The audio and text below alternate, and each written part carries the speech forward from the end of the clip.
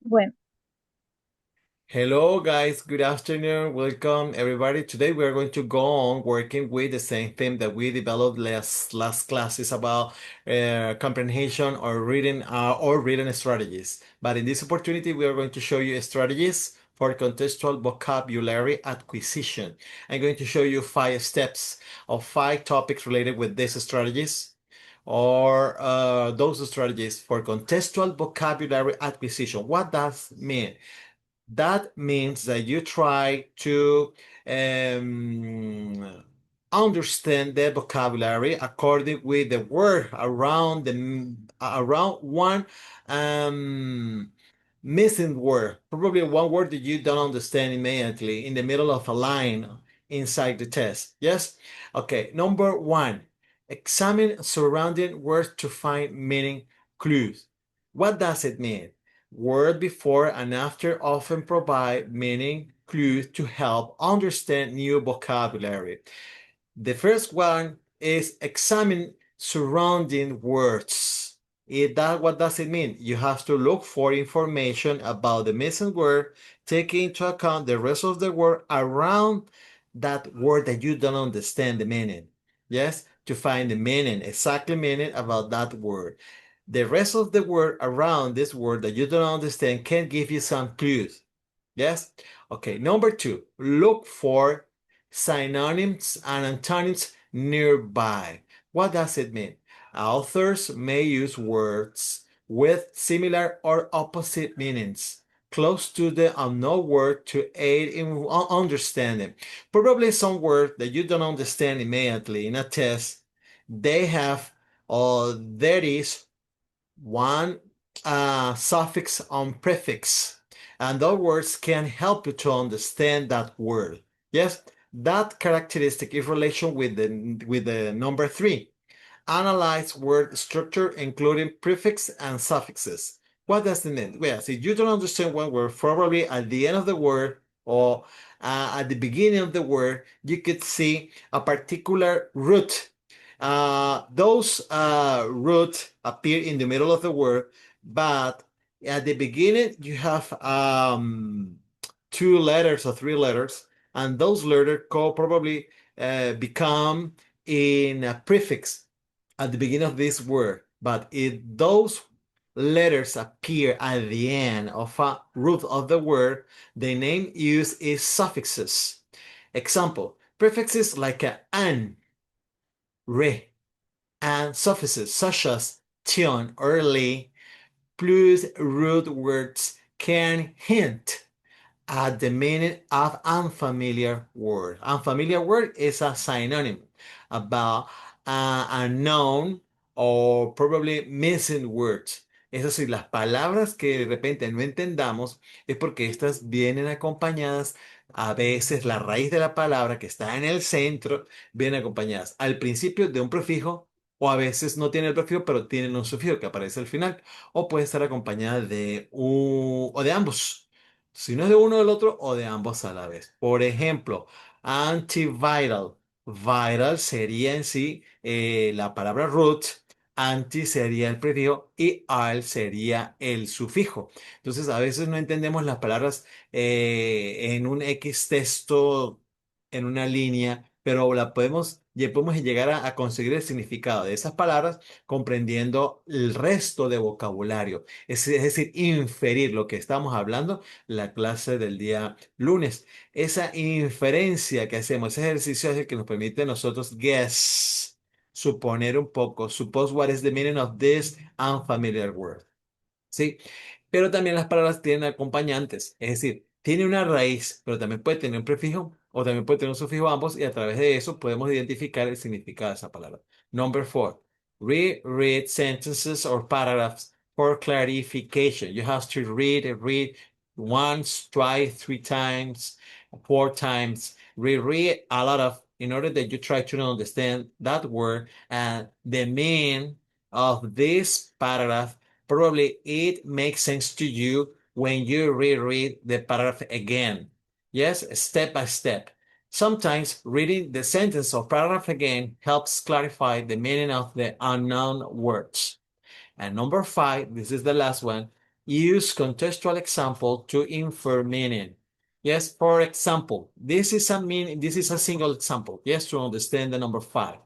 The magnificent sunset, a truly beautiful sight, shows how beautiful, the word beautiful as an adjective, explains magnificent. Yes, that could be a synonym of this word.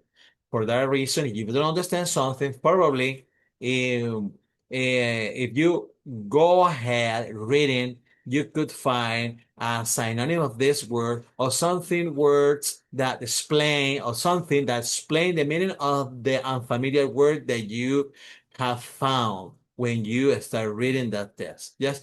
Okay. Those could be some strategy for contextual vocabulary acquisition. What does it mean? Well, that you try to understand the meaning of unfamiliar word, reading or reread the text as a whole through the words surrounded the unfamiliar word that you have found. Meanwhile, are you reading a test?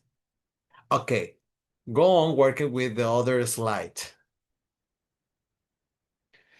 Integrating strategies for better comprehension. Here we are working, from here we're working with the comprehension. Yes, the last one, the last one slides were related with, this is an inference, reading strategies, yes, understanding vocabulary, and so on. But now you have to understand the test. You are going to reflect about the test. This is the comprehension.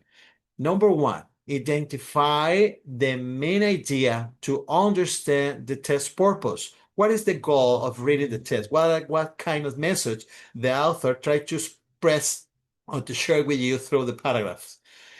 Number 2, find supporting details to back up your understanding. Probably you don't understand the main idea. Probably then supporting ideas or supporting details can help you to understand the test as whole. Number 3, make inferences to read between the line. This is the inference action. When you don't understand something completely, you don't understand the test as a whole, where is located the main idea, or you don't understand something because you have a lack vocabulary. This is the problem that we have. Meanwhile, you start reading something and you try to understand the test between lines. This is drawing conclusions, not explicitly started enhance deeper understanding of the test. Yes, enhances deeper understanding of the test. This is to make inferences, to read between the line. You create some suggestion, some opinions, some inference about what are you thinking about the ideas planted by or second by the authors in the test. Number 4, use context clues to learn new vocabulary without stopping. Probably you don't understand a word or many words, but however, when you start reading, if you read the text without stopping, you have to read it slowly. Don't read fast. Try to become in a slow reader. Don't try to read so fast because probably you don't understand some word, the significance of those lines, you don't understand immediately. Contents clues help deduce meanings of unfamiliar words, maintaining reading flow. Yes, take care. And the last one, practice using all strategies together to improve speed and comprehension. Yes, you try to keep a style of reading, a flow of reading, a personal flow of reading. Combining strategies strengthens reading skills and boosts confidence. Yes, this is the integrating strategy for better comprehension. This is to keep, you always wait for reading. Yeah, don't read so fast because probably some words you don't understand.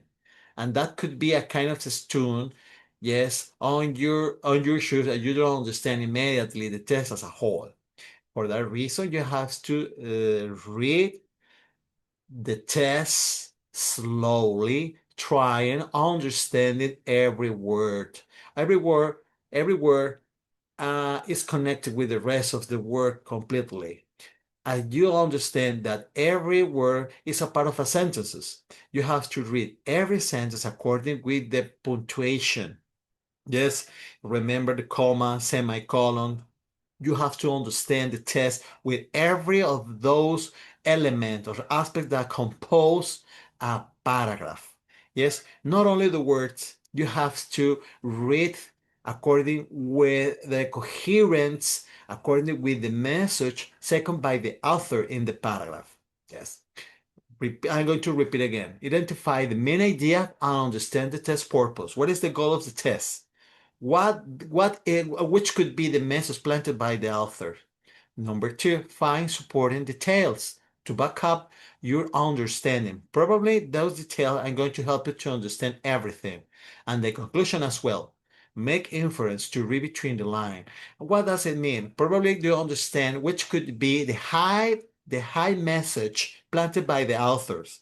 Yes, which could be the purpose planted by the author through this paragraph. Yes. Es decir, ¿cuál es el mensaje oculto planteado por el autor a través del párrafo, del párrafo? The other use contests. Every writer writes something according with the moment, the historical moment, the social and history moment, and you try to understand exactly how is the style used by the writer. Yes, what kind of purpose? What is the context? What kind of vocabulary is used by the author or the writer? And many things related with the writer's style and life. Yes, it's educational, it's about formation, it's social history, and other features related with the historical moment. Yes, and so on. And what else? Use context clues to learn new vocabulary without stopping. You really, if you don't understand some word, probably you're going to get the opportunity for find those words in your dictionary. However, the idea is to avoid using dictionary. If you really want to use it, it's up to you. Yes, and practice using all the strategies together. All of those four strategies before you can put together and use every one of them. Yes, improve speed and comprehension. Okay, the next is about common challenges and how to overcome them. Overcome is how you are going to superate those challenges. Yes. Number one, difficulty distinguishing main ideas from detail. Yes, what does it mean? Okay, you could find many difficulties or problems distinguishing main ideas from details. Learners, you could be students, often confuse important points with supporting information, which affect overall understanding. You have to understand the main idea, what kind of message is second by the author. And you have to understand, you have to locate every detail, and you have to understand every idea planted by every detail. Yes, in order to understand the paragraph. Number two, confusing when making inference without enough clues. What does it mean? Probably you don't understand the style, the way for writing something, because every author have a way for writing something. The ideas, the point of view, or other kind of opinions, and you don't understand. Yes, you have to read every detail carefully, slowly. Try to find, for example, the synonyms of every word that you don't understand or every unfamiliar word that you could find in while you're reading, right? Insufficient contextual clue can make it hard to draw accurate conclusion from the text. No conclusion at the end of the text. Is that your own conclusion about the paragraph. Yes? The third problem is struggling to get word meaning correctly from the context. Probably you don't understand how a word means for you because the rest of the word around that word, those words don't have meaning for you. Yes, so this other problem that you have. In this case, it's an emergency. You have to find this word in a dictionary. What you can use electronic or other kind of familiar dictionary used by you. Yes. And the last one is over-reliancy on dictionaries slowing reading pace. As you can see, at the end, the last, this is the last, that could be the last opportunity, the last chance that you have in order to avoid those challenges is probably that you can find the best dictionary to understand or to look for and understand the meaning of those unfamiliar words. Frequent dictionary use interrupts flow and reduce reading efficiency. Yes, it's normally. I mean, what are you spending a time find those words in a dictionary, you forget when you start reading the paragraph from the beginning. Yes, until the word that you didn't understand is the main problem that you as a reader always have if you are learning a foreign language. Not only a foreign language, probably you are going to repeat this situation with your own student learning the native language, in this case, Spanish. Yes, if you are reading something, whatever, as some subjects, for example, biology, chemistry, geography, and English, you are going to suffer the same situation because those strategies and those challenges are going to help you. And those experiences, some of those experiences, you probably repeat not only in other subjects. In English, always happen the same. Yes? Okay. Next one.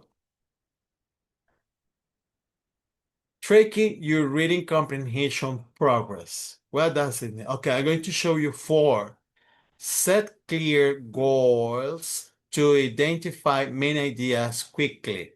What does it mean?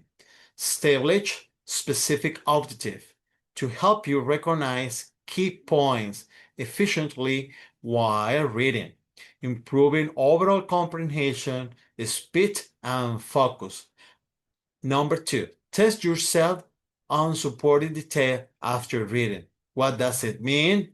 Regularly quiz yourself on the fact and details in passages to reinforce memory and deepen understanding of the text. Number three, practice making inferences with evidence.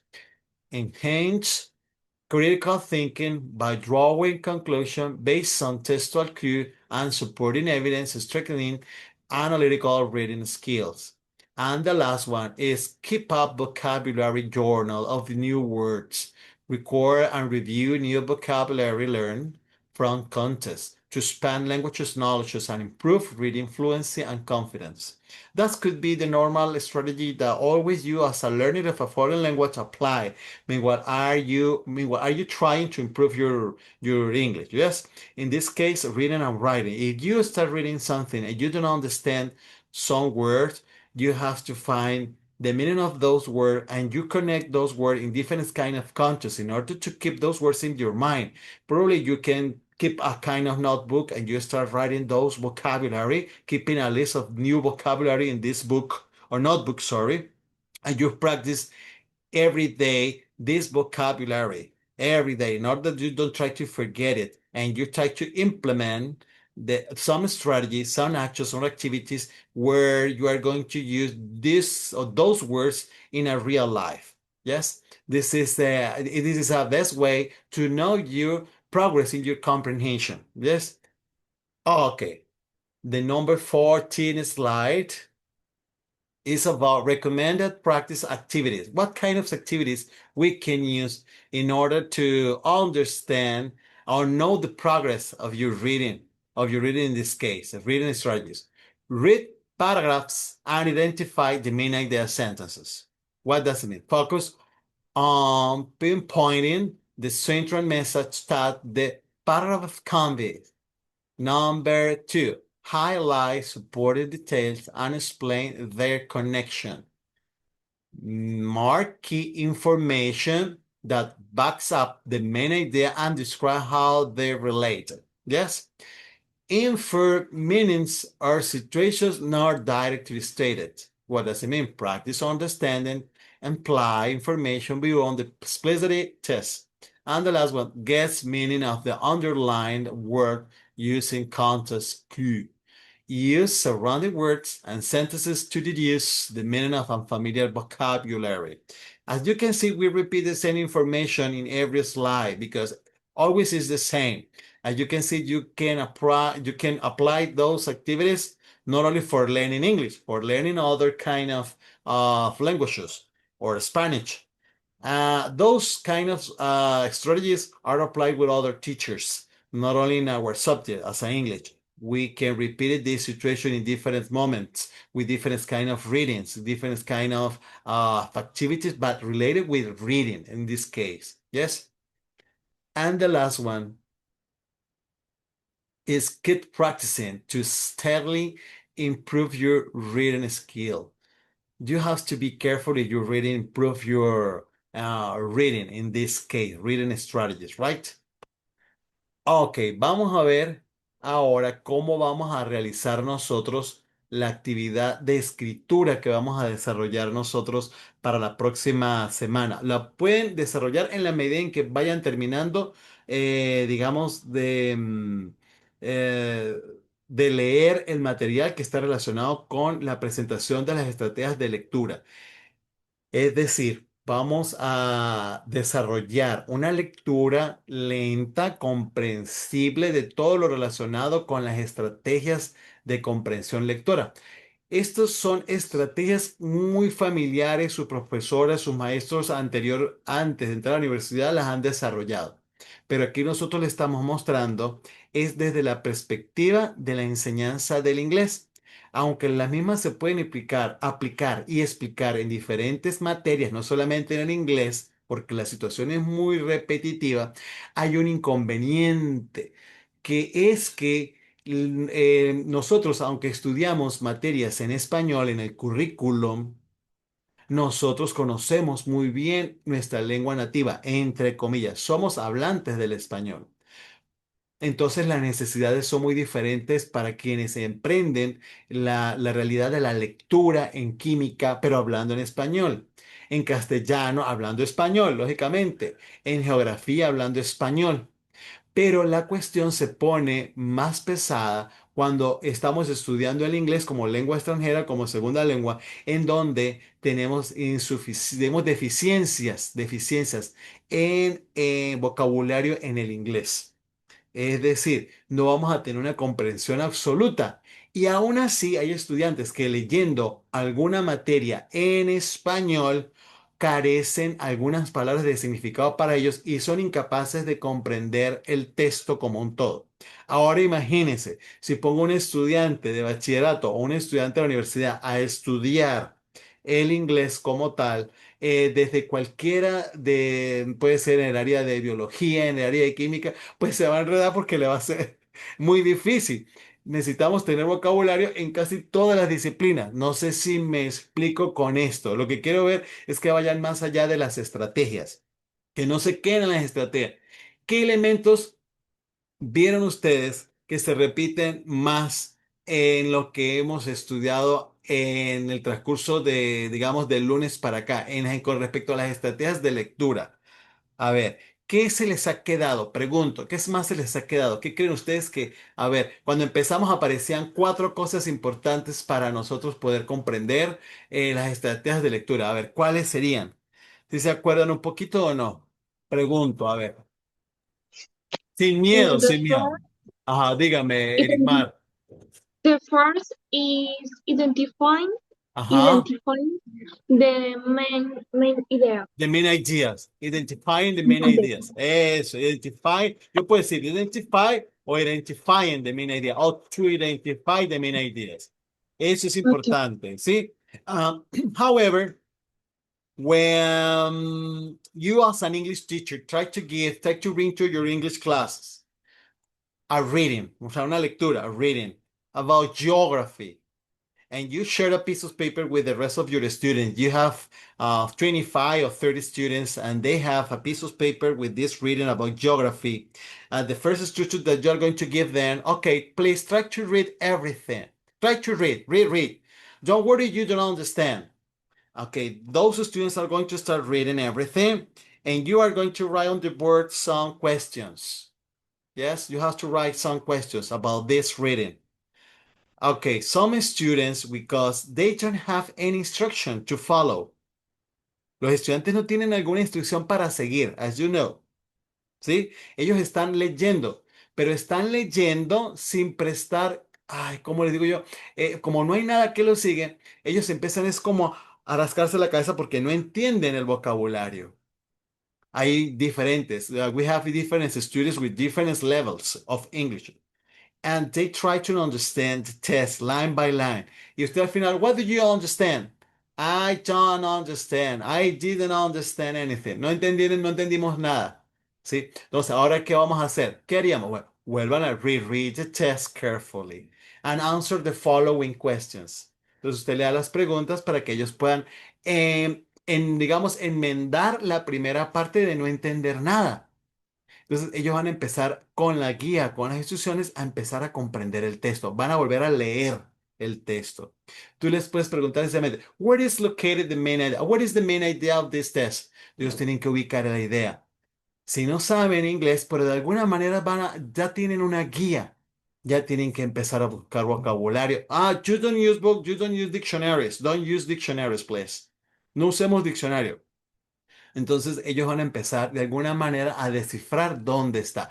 Es como que la necesidad les obliga a que tienen que buscar la manera para comprender y para investigar dónde está o dónde está la idea principal. ¿Sí? Eso es lo importante, tratar de comprender. Lo mismo sucede con los estudiantes en español. Si usted le está estudiando historia o le está enseñando sociales, por ejemplo, economía o algo así por el estilo, le dice, ah, va el texto en español. Where is located the main idea? What is the main idea? Remark the main idea. Entonces ellos empiezan a leer. Se les hace un poquito fácil, pero igualito sufren para buscar la idea principal. ¿Sí? Ahora, en inglés la situación es peor porque no saben vocabulario. Lo mismo pasa con los estudiantes de la universidad. Tenemos que buscar vocabulario. Entonces, ¿cuál sería la segunda, digamos, cuál es la otra característica que nos ofrece la presentación sobre las estrategias de lectura? A ver, ¿quién se acuerda? That will be it. Identify Uh, supporting details. details. Important detail. Okay, what is located the main, which could be the second ideas? Todavía hay estudiantes en quinto año de bachillerato que no saben dónde están las ideas secundarias o cómo está dividido un párrafo. ¿Cómo sería en inglés? En inglés, the main idea, supporting details, ¿sí? O supporting sentences. Entonces usted va a buscar, what is the purpose of supporting details? Support details, support the main ideas.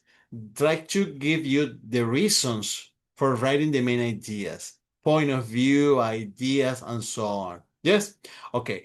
¿Cuál es el principal reto que enfrentan los que enseñamos lectoescritura? De acuerdo a lo que hemos estado haciendo o leyendo ahorita, explicando un poquito. A ver, ¿cuál podría ser? ¿Cuál podría ser? Que se repite y se repite y se repite y se repite a cada rato. A ver, ¿cuál sería el principal reto? Además de, claro, hay que identificar la idea principal, las ideas secundarias. Sí, ya las identificamos. Perfecto, muy bien. Ahora, ¿cuál es el reto que más sufren, que más encuentran los estudiantes al momento de leer algo en inglés? También en español, pero algo en inglés preferiblemente. ¿Cuál sería? A ver, ¿cuál podría ser? ¿Cuál creen ustedes? Ángel, Tal a vez ver. hacer las inferencias Ah, ¿cómo desarrollar la inferencia? Muy bien, ¿cómo desarrollar la inferencia? Pero inferir qué cosa? ¿Qué vamos a inferir? Tell me. ¿Cuál sería la inferencia en sí? Cuando se dicen inferir algo es como suponer el significado de algo. ¿Sí? ¿El significado de qué específicamente? del texto que se está leyendo, Pero específicamente hay una parte del texto que es de una, importante. de una, ¿De una qué? de una oración, de una palabra, Podría ser de una palabra específicamente. Puede ser de una unfamiliar palabra. words, porque hay Ajá. palabras que no las entendemos totalmente. ¿Sí? Usted dirá, "Uy, profe, pero este curso es lectoescritura". Sí, pero esto no es lectoescritura para enseñarles a leer, van a hacer lectura. Ustedes a partir de la otra semana se van a aplicar todo lo que hemos visto hasta hoy. Sí, ya dejamos la teoría y entonces van ustedes a aplicar. O sea, van a ponerse a leer y van a ponerse a escribir. Ahora va a tener más significado y van a sufrir ustedes con el proceso que van a realizar inferencia y van a realizar predicciones y van a realizar construcción de párrafos. Van a tener que leer para construir los párrafos. Entonces, ¿qué es lo que sucede acá? Que los estudiantes a veces hay palabras que no las entienden por completo, ¿sí? Entonces, por eso se crean las estrategias de guessing meaning from the contents, que es suponer el significado de las palabras desde el contexto, ¿sí? Por eso que el texto revela mucho la palabra surrounding. Surrounding words around the unfamiliar word that you don't understand. ¿Sí? O sea, vamos a observar el contexto en donde está ubicada la palabra para poder entender la palabra. La idea es que los muchachos, más que adivinar, es que relean el texto de las palabras que están alrededor de la palabra que no entienden para que puedan conseguir el significado. ¿Es un reto? Claro. Al fin y al cabo, si no la consiguen, ¿a dónde deben ir? ¿Qué deben hacer? Diccionario, diccionario, buscar en Tiene que diccionario. buscar su diccionario. De alguna manera. O sea, el último remedio del remedy era el diccionario. Cuando ya todo se haya perdido el diccionario. El otro es usar los prefijos, los sufijos, las palabras claves que ya aparecen. Yo le digo a ustedes cuáles son las palabras claves de la presentación que acabamos de ver desde el lunes hasta hoy. ¿Cuáles serían esas palabras claves? A ver. Main idea, supporting details, inference, alguna otra palabra, unfamiliar words. Clue, Strategy, strategies, strategy, strategies, strategies, strategy. strategy, clue, a la que es lo que son las palabras, las cosas que son claves, evidence, to collect evidence a través de la inferencia. ¿Cuál más? A ver, ¿cuál más? A ver, Ángel, María Laura, Johnson, ¿cuál podrían ser otras palabras claves que determinamos? Esta estrategia que estoy aplicando con ustedes de palabras claves es lo que le ayuda a ellos a recordar el vocabulario que no entienden. ¿Sí me explico? Estas son las palabras. Cuando los estudiantes están estudiando inglés, siempre que usted estudia, aplica estrategias de lectura, tienen que los profesores tratar de involucrar una ayuda, es decir, buscar las palabras y de alguna manera motivarlos para que ellos tengan la, digamos, la opción de llevar un glosario desordenado, pero que lo tengan de palabras, porque la palabra la tienen que escribir, recordar cómo se escribe, cómo se pronuncia y cómo usarla, pero también es cuáles son las palabras claves de este texto. Desear que los mismos estudiantes las encuentren y el intercambio en el salón de todas esas palabras hace que los estudiantes pues las recuerden aún más. Sí, son muy pocos los profesores que en bachillerato y en la universidad, en la enseñanza del inglés o de cualquier otra lengua, así de francés, traten de alguna manera de mantener estrategias que involucren la construcción del vocabulario. No sé cómo hacen en francés. Pregunto, ¿cómo es la experiencia en francés para adquirir vocabulario? A ver, pregunto.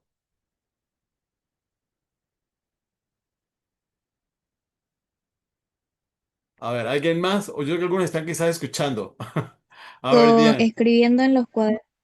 Sí, yo veo que hay una profesora y me gusta mucho la estrategia que usa la profesora Eucaris, que los pone a escribir siempre en los cuadros como glosarios, ¿sí o no?